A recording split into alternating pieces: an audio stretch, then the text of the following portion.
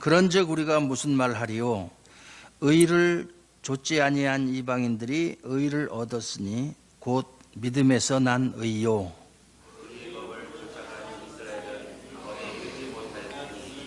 어찌 그러하뇨? 이는 저희가 믿음에 의지하지 않고 행위에 의지함이라. 부딪힐 돌에 부딪혔느니라. 보라, 내가 부딪히는 돌과 거치는 반석을 시온에 두는 저를 믿는 자는 부끄러움을 당치 아니하리라 함과 같으니라. 아멘. 본문이 짧으면 참 좋죠, 그죠? 길으면 뒤에 읽다 보면 앞에 무슨 말인가 또 잊어버리고. 사실 기독교의 교리 중에서 핵심이 되는 것이 인간의 구원, 죄인의 구원이에요.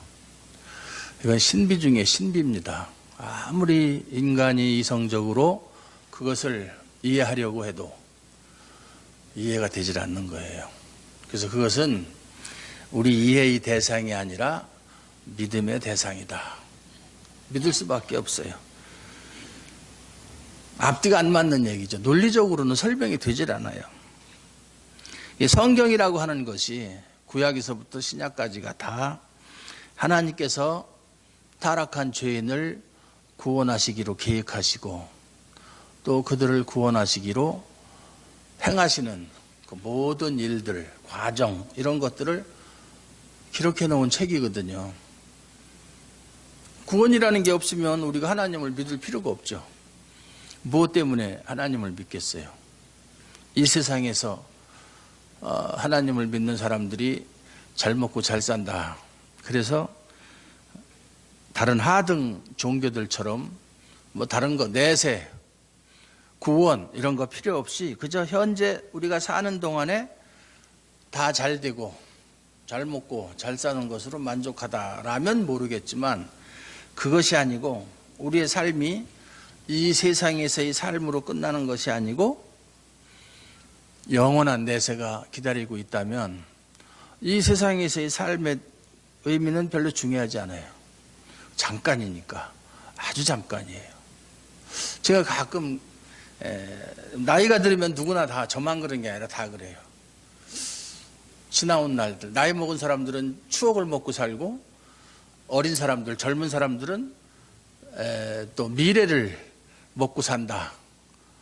그런 말이 있어요. 그 사람들은, 젊은 사람들은 아직까지 살아온 날들이 짧으니까 앞으로 내가 이런 일을 하겠다. 이렇게 하기 위해서는 내가 어떻게 해야 되겠는가. 준비하고 그걸 소망하고 뭐 그렇게 희망 가운데서, 소망 가운데서 사는데 나이 먹은 사람들은 이제 소망이 없어요. 이제는 뭐 죽는 일밖에 남아있질 않아요. 그러니까 과거에 젊었을 때 그때 그랬었는데 그때 그러지 말걸. 뭐 그런 쓸데없는 생각이죠. 네? 역사는 개인의 역사든 뭐 세상의 역사든 국가의 역사든 역사는 한번 지나가면 그만이에요. 그걸 되돌릴 수가 없어요. 그리고 역사에서 가정은 없다고 그러잖아요. 그때 그렇게 했으면 어떻게 되었을까? 그걸 해보질 않았으니까 모르는 거예요. 그렇게 됐을지 저렇게 됐을지. 다만 사람들이 상상할 뿐이지. 쓸데없는 생각들이죠. 사실 그런 걸로 시간을 보낼 일은 없는데 사람이니까 그런 생각이 가끔 들 때가 있어요. 그런데 그거는 그렇다고 치고 우리 인간의 구원에 있어서 로마서 9장 1절에서 29절까지, 지난 시간에 29절까지 했는데 29절까지가 하나님의 절대적인 주권, 인간의 구원하는 데 있어서 인간이 노력을 하거나 원하거나 뭐 그런 것은 전혀 거기에 개입할 수가 없고 전적으로 하나님의 주권에 달려있다. 그 얘기예요.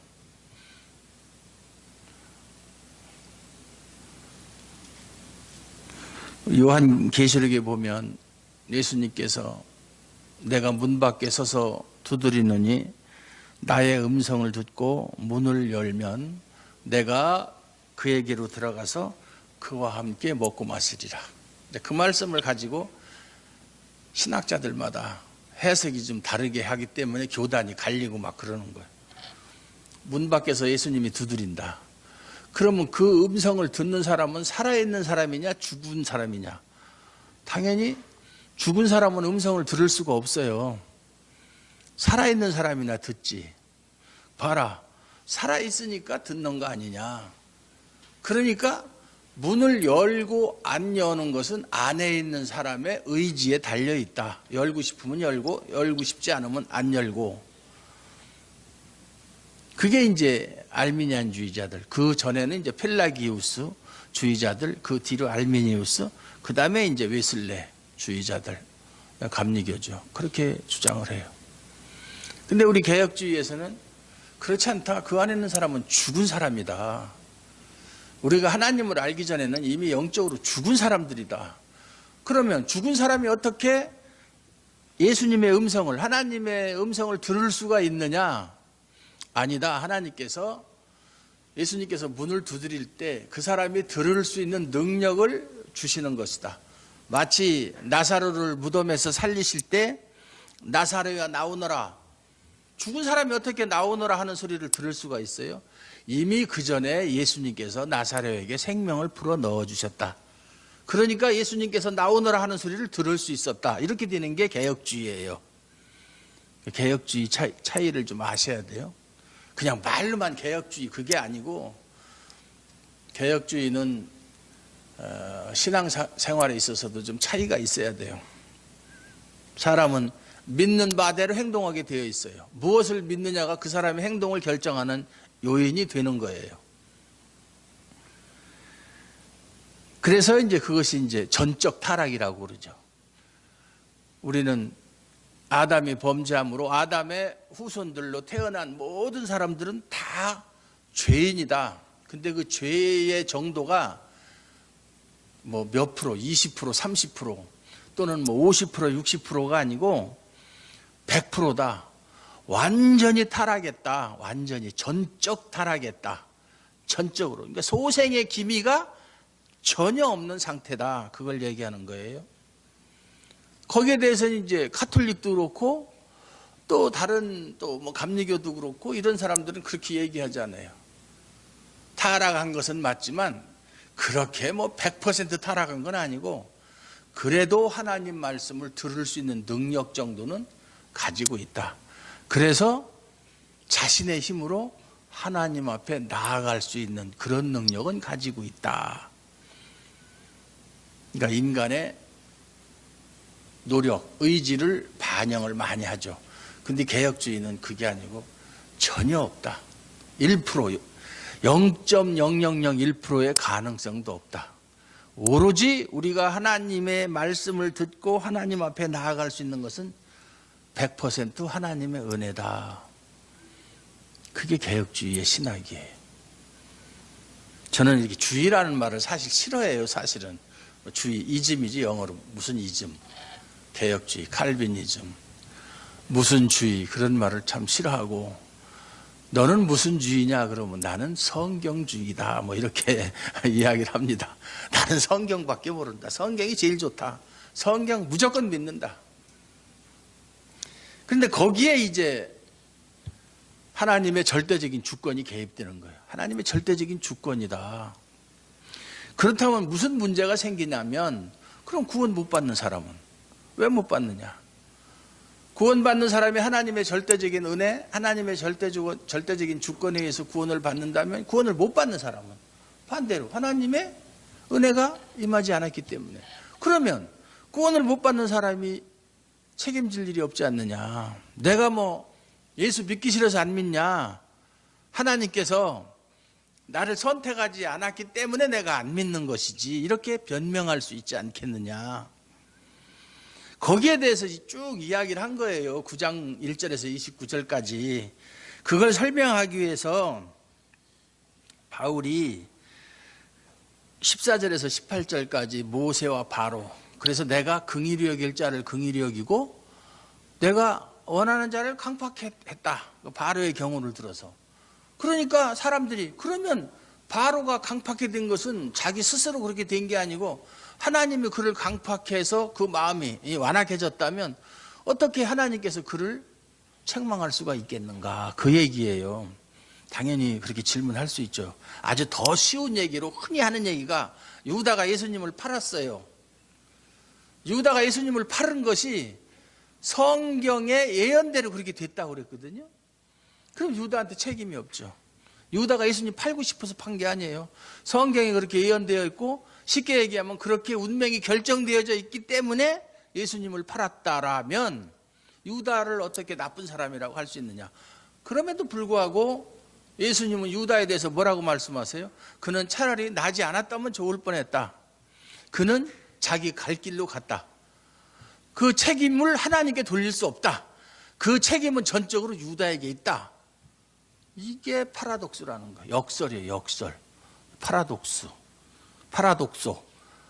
우리말로 역설.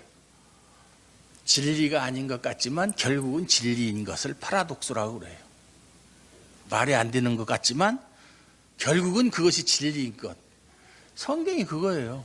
성경은 전부 다 역설이에요. 역설. 우리가 세상 사람들도 역설적으로 뭐 이렇게 얘기하는 이런 소리를 많이 하잖아요. 말이 안 되지만 논리적으로 설명할 수 없지만 사실은 그게 맞는 것이다. 그게 인간의 책임. 하나님의 주권과 인간의 책임. 사람이 어떻게 구원을 얻는가? 하나님께서 그를 자기 백성으로 택하여 부르셨기 때문에 그렇다. 그걸 설명하기 위해서 방금 말씀드린 바로와 모세의 경우, 그 다음에 이사야서를 인용해서 남은 자만 구원을 얻는다. 남은 자. 그 남은 자라는 것도 하나님이 특별히 남겨놓은 사람들이거든요. 또는 이제 다른 말로 하면 씨라고 그러죠. 씨, 남은 자 똑같은 말이에요. 씨를 남겨두지 아니하셨다면 소돔과 고모라 같았을 것이다. 하나님께서 어느 시대를 막론하고 구원받을 사람을 이렇게 남겨놓는다. 아주 속된 말로 꼽을 쳐놓는다. 아무도 모르게. 그 사람들은 어떠한 일이 있어도 하나님의 구원에 동참하는 사람들이다. 남은 자만 구원을 얻는다. 이사야서에 나오는 말씀이거든요. 또 토기장의 비유. 하나님 토기장이가 똑같은 재료인 흙을 가지고 어떤 것은 영광받기로 예비된 그릇을 만들고 어떤 것은 진노의 그릇을 만들고, 그건 누구의 마음이냐? 그 토기장의 마음이 아니냐? 하나님의 주권을 얘기해요. 이렇게. 그러니까 구원에 대해서는 그 입 다물라. 하나님 앞에서 따지지 말라. 힐문하지 말라. 하나님 앞에 시비 걸 사람이 누가 있겠는가? 우리가 하나님이 하시는 일에 대해서 이러쿵저러쿵 자꾸 시비를 걸고, 그러면 이렇겠네? 그렇다면 저렇겠네? 이렇게 이야기하는 것은 하나님을 우리와 같은 수준에다가 떨어뜨려 놓고 하는 얘기예요. 아니면 자기를 하나님과 같은 수준에 놓고 이야기하는 거예요. 이거 모순이에요. 자기가 하나님 앞에서 지음받은 피조물, 그것도 금이나 은으로 만든 것이 아니라 흙으로, 창세기 보면 사람을 만들었다. 흙이라는 말이 히브리 말로 아파른데 그게 티끌, 먼지, 진토 이런 뜻이에요. 티끌로 만드는 거예요. 가장 하찮은 존재. 사도 바울도 질그릇 속에 우리가 보배를 가졌다. 우리는 원래 질그릇은 깨지기 쉽고 또 뭐 금전적인 가치도 없죠. 질그릇이 무슨 뭐 가치가 있어요? 귀하지 않죠.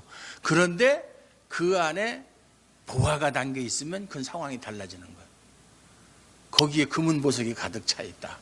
그러면 비록 껍데기 그릇은 질그릇이라 할지라도 전체적으로 그 가치는 상승할 수밖에 없죠. 그렇죠? 그 보화가 예수 그리스도다.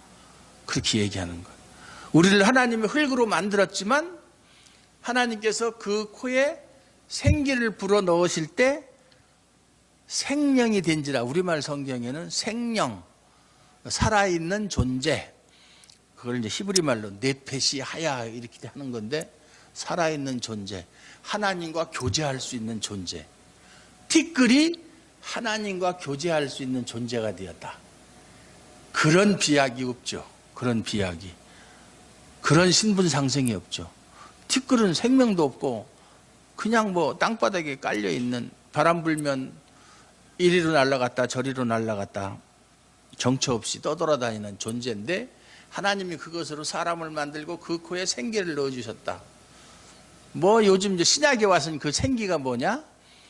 우리는 영적으로 다 죽었던 사람들인데 에베소에 있는 말씀처럼 성령으로 거듭나게 하시면 이제는 하나님의 의를 실현할 수 있는, 하나님의 형상이 회복되어서 하나님과 자유롭게 교제할 수 있는 존재가 되었다.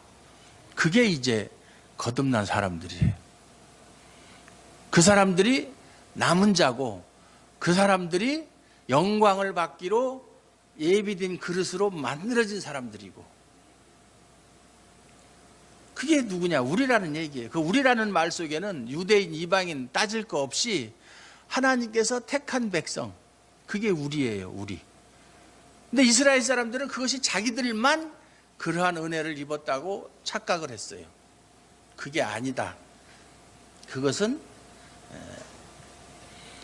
전적으로 하나님의 은혜로 선택을 받은 사람들 모두를 가리키는 말씀이다. 우리 그 안에 안 들어가면 안 되죠. 남은 자 안에 안 들어가고, 그 하나님께서 토기장이가 만든 영광의 그릇 속에 우리가 포함되지 않는다면 큰일이죠. 이건 정말 큰일이죠. 정말 살아도 사는 것이 아니죠. 살아도 사는 것이 아니죠.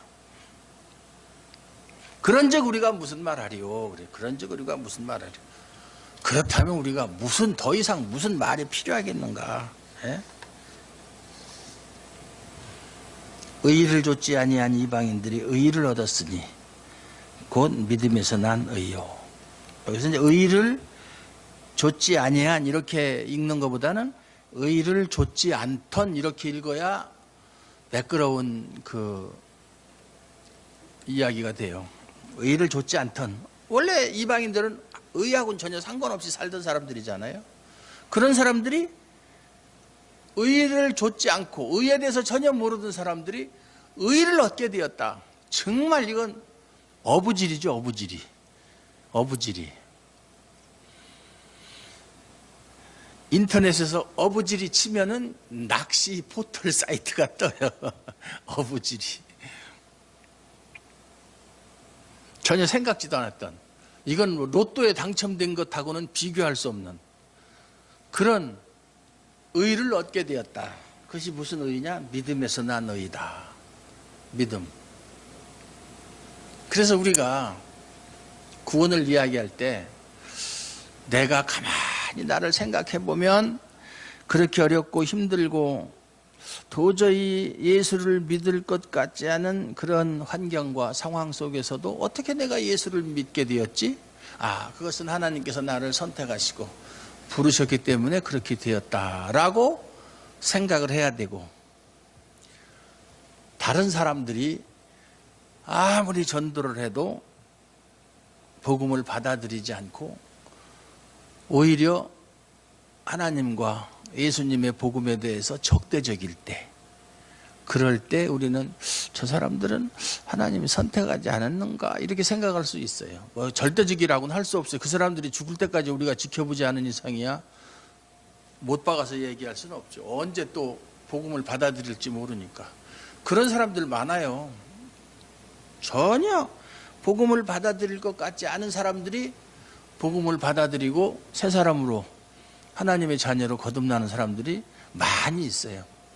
그러니까 잠깐 동안의 그 모습을 보고 판단해서는 안 돼요. 구원을 받지 못한 사람은 하나님이 그를 선택을 안 해서 구원을 받지 못했다 이렇게 생각하면 안 돼요. 그들이 자기 잘못으로, 자기들의 죄로, 복음을 거부한 죄로, 하나님 앞에서 교만하고 오만한 그러한 죄로, 하나님 말씀을 거부한 죄로 구원을 받지 못한다 이렇게 얘기해야 되는 거예요. 그리고 우리도 내가 예수를 믿고 구원을 받았다? 그 영광을 우리한테 돌리면 안 돼요. 왜? 믿음이라는 게 우리한테서 난 게 아니에요. 믿음은 우리에게서 나간 게 아니에요. 외부에서 들어온 거예요. 어떻게? 하나님이 주신 거예요. 하나님의 선물이라. 이 믿음은 하나님이 주신 선물이라고 성경은 분명히 말씀하고 있어요. 아유, 하나님이 주신 거 받아가고서 자기 것인 것처럼 자랑하면 안 되잖아요. 그 자체가 교만이죠.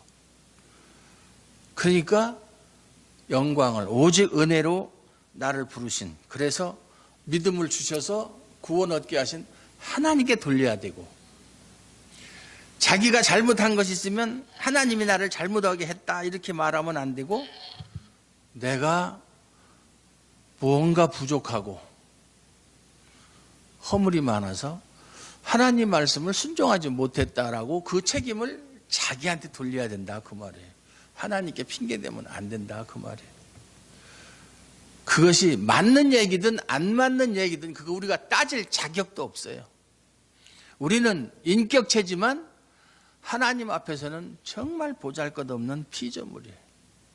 우리가 아무리 성령으로 거듭나고 하나님의 자녀가 되었어도 조물주이신 하나님과 피조물인 우리와의 관계는, 이거는 영원토록 변하지 않는 관계예요. 우리가 하나님처럼 될 수가 없어요. 천주교에서는 그렇게 가르치지 않아요. 하늘나라에 가서는 우리가 하나님과 같이 된다, 피조물이 조물주처럼 된다. 그건 논리적으로도 맞지 않고 성경적으로도 맞지 않는 얘기예요. 하나님은 그걸 허락하지 않아요. 인정해야 돼요. 항상 하나님 앞에서는 저는 피조물입니다. 그걸 깨달은 사람들은 다 자기 자신을 가리켜서 저는 티끌만도 못한 사람입니다.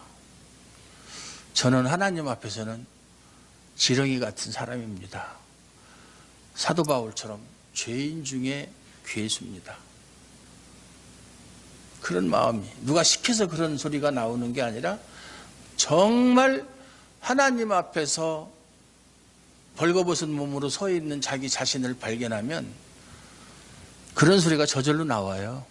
저절로. 하나님 앞에서 고개 들고 따질 수 있는 사람이 누가 있어요? 아무도 없어요.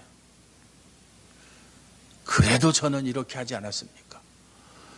그래도 저는 남들과 다르지 않습니까? 이런 일도 했고 저런 일도 했고, 이거 다 소용없는 소리예요. 예수님 마태복음에도 7장에도 보면 그날에 예수님 심판하는 날에 그렇게 이야기하는 사람들이 있다고 그랬잖아요. 제가 선지자 노릇했습니다. 제가 주님의 이름으로, 그것도 주님의 이름으로 많은 권능을 행했습니다. 병자도 고치고 귀신도 내어쫓고 또 가난한 사람을 구제도 하고 얼마나 많이 했습니까? 그런데 어떻게 저를 저 사람들과 똑같이 취급하십니까? 마치 바리새인이 성전에 올라가서 기도할 때, 죄인과 같이 올라가서 기도할 때 죄인은 감히 하늘을 우러러보지도 못하고 주여 저는 죄인입니다, 그 소리만 하고 있는데 바리새인은 오 주여 저를 저 사람과 같이 만들지 않아 주신 거 감사합니다. 에? 아주 자기 자랑을 다 늘어놓는 거예요. 여러분들 가운데 그런 사람 없어요? 기도할 때, 혹시 혼자 기도할 때 하나님 저를 그래도 이 정도 만들어 주신 거 감사합니다. 제 주위를 보니까 다 형편없는데 저는 그래도 참 괜찮은 사람인 것 같습니다. 역시 하나님은 사람 보는 눈이 뛰어나십니다. 이렇게 생각하시는 분 없어요? 안 되죠. 그럴 수 없어요. 물론 사람이기 때문에 때로는 그런 생각이 들으려고 할 때도 있어요. 들으려고 할 때 딱 차단해야죠. 안 되는 거예요. 하나님을 알면 알수록 자기 자신이 하나님 앞에서 얼마나 비참하고 초라한 존재인지를 더 깊이 깨달아가는 거예요. 하나님 말씀을 연구하고 알면 알수록 나 이제 하나님 말씀 나 참 많이 한다, 이 정도면 그래도 어디 가서 선생 소리 들을 수 있겠지. 진짜 교만이에요. 제가 늘 얘기하잖아요. 세상에 다른 일은 하면 할수록 능숙해져요. 뭐 요리를 하는 것도 그렇고, 무엇을, 세상에 있는 직업은 경력이 쌓이면 쌓일수록 노련해져요. 노하우도 생기고. 그러니까 이제 명인도 되고 달인도 되고 막 그러는 거 아니에요? 하나님 말씀을 연구하고 깨닫고 가르치는 것은 할 때마다 어려워요. 할 때마다. 더 알아가면 알아갈수록 모르는 게 더 많아. 그래서 제가 처음 목회를 시작할 때 어떻게 그렇게 용감한 마음을 가지고 설교를 했는가. 지금 생각하면 참 겁도 없다. 그런 생각이 들어요. 물론 장로님이 목사님이 옛날에 천안에 오셔서 처음에 교회 하실 때 그때 설교 진짜 은혜스러웠어요. 그런 얘기를 하지만 그거 상관없이 그거는 장로님 생각이고 제가 볼 때는 아니거든요. 지금 생각해 보면 그건 형편없는 설교예요. 형편없는 설교. 예. 성경이 뭔지도 모르고 까부른 거죠. 한마디로 얘기해서. 그래서 칼빈이 그랬어요. 모르면 모른다고 해라. 그것이 유식한 무식이다. 유식한 무식. 무식한 사람일수록 모르는 게 없어요. 그게 무식한 유식이에요. 무식한 유식. 아는 것이 많을수록 모르는 게 많아요. 그게 유식한 무식이에요. 좀 헷갈리죠? 그래서 무식한 유식이 되면 안 되고 유식한 무식이 돼야 돼요. 하나님 말씀 앞에서 겸손해야 돼요. 연구하고 나면 이게 맞는가 보다 그랬는데 어느 정도 시간이 흘러서 다시 연구하게 되면 이게 이렇게 부족한 거야. 야, 이거 그때는 왜 이걸 몰랐었지? 그렇게 되는 거예요. 그러니까 우리가 늘 날마다 성령의 도우심을 통해서 말씀을 읽고 묵상하고 연구하고, 연구라는 게 무슨 학자적인 연구 그런 걸 얘기하는 게 아니에요. 묵상이에요. 그 말씀이, 이 말씀이 무슨 뜻일까?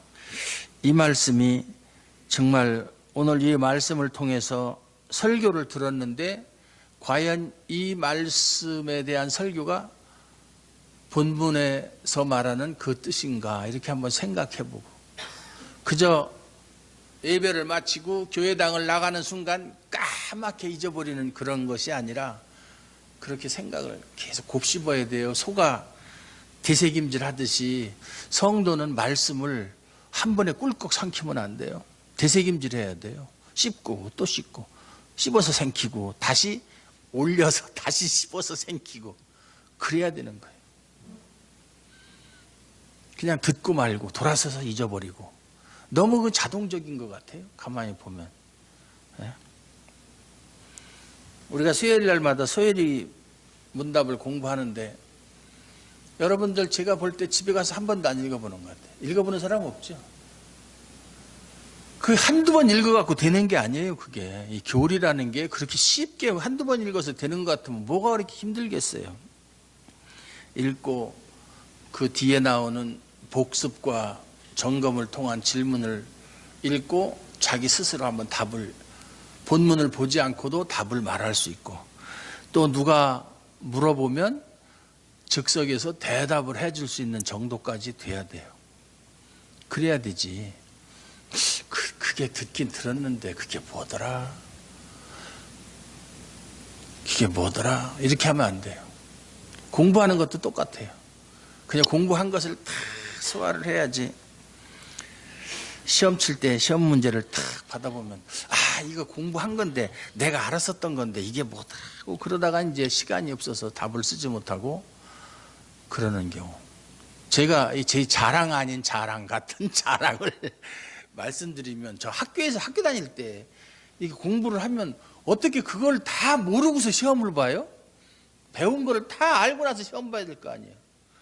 받으면 저는 10분 안 넘겨요. 50분 이렇게 시간 주는데 그 뭐 50분씩 있을 필요, 10분이면 다 쓰지. 예? 다 쓰고 나가는 거예요. 그래도 100점이야. 그렇게 해야 공부는 맛이 나지. 그거 뭐 생각하고 고민하고 그럴 필요가 뭐가 있어요. 그냥 받으면 쫙 쓰는 거지. 저는 나이 먹어서 신대원 다닐 때도 그랬어요. 그 당시 갓 대학교 졸업하고 들어온 학생들이 저를 못 따라왔어요. 난 이해가 안 갔어요. 다 배워야지. 다 머릿속에다 집어넣어야지. 그래서 시험 보면 그냥 쫙 쓰고 탁 던져놓고 나가야 되지. 하나님 말씀에 대한 공부도 그렇게 해야 돼요. 언제든지 성경이 그랬잖아요. 구원의 진리를 물어보는 사람에게 대답할 것을 준비하고 있으라고 그랬죠. 대답할 게 있어야죠. 너 교회 다닌다며? 너 집사라며?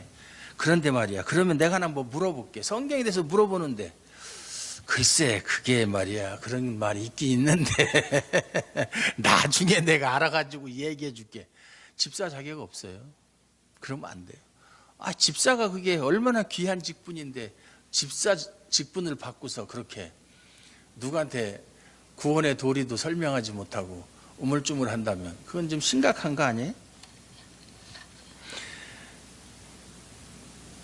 여기 9장에 있는 말씀 중에서도 또 이제 호세아서를 인용해서도 2장 23절인데 거기에도 보면 내 백성 아닌 곳에서 내 백성이라 그들을 부르리라. 하여튼 이런 모든 것이 하나님의 절대적인 주권을 이야기한 것이다. 그리고 여기 이제 31절에 보면 반대로 이방인들과 다르게 의의 법을 쫓아간 이스라엘은 법에 이르지 못하였다. 의의 법을 쫓아갔던 이스라엘은 법에 이르지 못하였다. 법, 하나님의 의죠. 하나님의 의. 그 사람들은 열심히, 여기 10장에도 나와요. 2절에 보면 내가 증거하노니 저희가, 유대인을 말하는 거예요. 이스라엘을 하나님께 열심히 있으나 지식을 좇은 것이 아니라 하나님의 의를 모르고 자기 의를 세우려고 힘써 하나님의 의를 복종치 아니하였느니라. 한국교회의 모습이 그래요. 열심히 합니다. 열심. 그런데 성경의 참된 진리를 따라서 열심을 해야 되는데 그렇지 못하니까 열심히 하지만 결과적으로는 뭐예요? 하나님의 의를 복종치 아니하는 결과가 생긴다. 한국교회가 이렇게 가고 있어요. 지금 이 문제예요. 얼마나 열심은 세계 어느 나라 성도들도 한국교회 성도들을 따라올 수가 없어요. 요즘엔 조금 좀 식긴 했지만 그래도 아직까지는. 그런데 지식을 따라서 참된 지식, 하나님을 아는 지식, 그 지식을 따라서 신앙생활을 해야 되고 열심히 해야 되는데 자기들 나름대로의 그러한 신앙, 성경을 해석할 때 그것을 자의적 해석, 그걸 자의적 해석이라고. 자의적 해석이란 그 자자가 스스로 자자가 아니고 원래의 뜻을 알지 못하고 엉뚱한 소리 하는 걸 자의적 해석이라고 그래요. 자의적 해석. 그렇게 해서 가르치면 그게 진리인 줄 알고 따라가요. 소경이 소경을 인도하면 둘 다 구덩이에 빠지는 것처럼 앞에서 자기를 인도하는 자가 소경인지 모르고 따라가요. 그럼 당연히 망하는 거죠. 지금 그러한 일들이 주변에서 너무나 많이 일어나고 있다. 결국 어떻게 됐어요? 의의 법을 쫓아갔지만, 열심히 쫓아갔지만 이스라엘은 법에 이르지 못하였다. 하나님의 의에 이르지 못했다. 구원 못 받았다는 얘기예요. 어찌 그러하냐? 왜 그러냐? 32절. 이는 저희가 믿음에 의지하지 않고 행위에 의지함이라 부딪힐 돌에 부딪혔느니라. 하나님이 원하는 의는 믿음으로 말미암는 의를 원하는 건데 자기들은 그 의를 행함으로 이루려고 노력을 했어요. 그러니까 얼마나 열심히 했겠어요. 바리새인들처럼 박하와 희양과 근체는 미나리를 말하는 거예요. 그런 것에 11조까지 드렸지만 얼마나 철저하게 11조 생활을 했어요. 예수님께 책망받았어요. 그러나 너희가 율법에 더 중한 바 의와 인과 신은 버렸도다. 그러나 이것도 행하고 저것도 버리지 말아야 할지. 11조를 강조하는 목사님들이 설교할 때 꼭 써먹는 본문 그거. 그 다음에 이제 아브라함이 어땠다, 무슨 야곱이 어땠다, 또는 뭐 말라기가 어땠다. 그게 이제 어떤 사람이 그러더라고요. 우리 한국교회 목사님들 11조 강조하는 목사님들의 설교는 다 똑같다. 붕어빵이다. 다 똑같은 본문, 똑같은 예화. 그리고 이제 예화 드는 게 록펠러 예화 들고 뭐 이렇게 그렇게 하는 것이죠. 록펠러 어려서부터 11조 잘했더니 세계에서 제일 가는 부자가 됐다. 참 좋은 얘기지만 성경하고는 전혀 상관없는 얘기죠. 오후 시간에 이제 거기에 대해서 좀 제가 좀 설명을 드리려고 그래요. 그 말이 나왔으니까. 부딪힐 돌에 부딪혔다. 원래 이 부딪힐 돌은 구약에 보면 여호와 하나님을 예표하는 말씀이에요. 상징하는 말씀이에요. 그런데 신약에 와서는 그것을 이제 예수님께 적용을 시키는 거죠. 기록된 바 보라, 내가 부딪히는 돌과 거치는 반석. 이게 똑같은 얘기예요. 시온에 두느니, 시온, 예루살렘을 시온이라고 그랬죠. 시온. 저를 믿는 자는 부끄러움을 당치 아니하리라. 함과 같으니라. 부딪히는 돌을 뒀는데 믿는 사람에게는 그것이 구원의 반석이 되고 믿지 않는 사람에게는 장애물이 된다. 거치는 돌이 된다. 걸려 넘어지게 하는 것이 되었다. 똑같은 것인데, 똑같은 돌인데도 어떤 사람한테는 걸려 넘어지는 거치는 돌이나 부딪히는 돌이 되고 어떤 사람한테는 그것이 구원의 반석이 되었다. 믿음으로 말미암는 의를 가진 사람에게는 구원의 반석이고 행함으로 하나님의 의를 이루고자 하는 사람한테는 그 돌이 그리스도의 복음이, 쉽게 얘기하면 복음이 거치는 돌이 되었다. 그러니까 그들이 거치는 돌을 제거했잖아요. 십자가에 못 박아 죽였잖아요. 자기들 앞에 장애물이 되니까.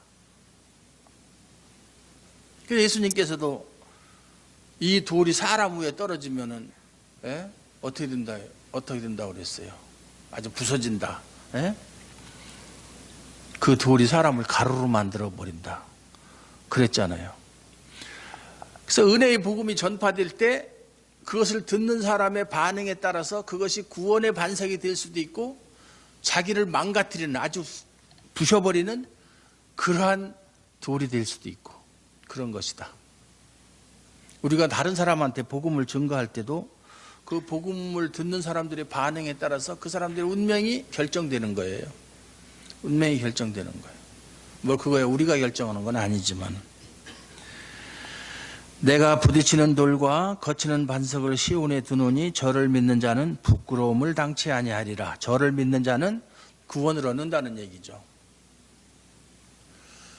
우리가 지금 하나님의 말씀을 믿고 하나님의 은혜로 이 자리에 와 있는 것 자체가 우리에게는 구원의 반석이신 예수 그리스도를 믿는 믿음이 있기 때문에 그런 거예요.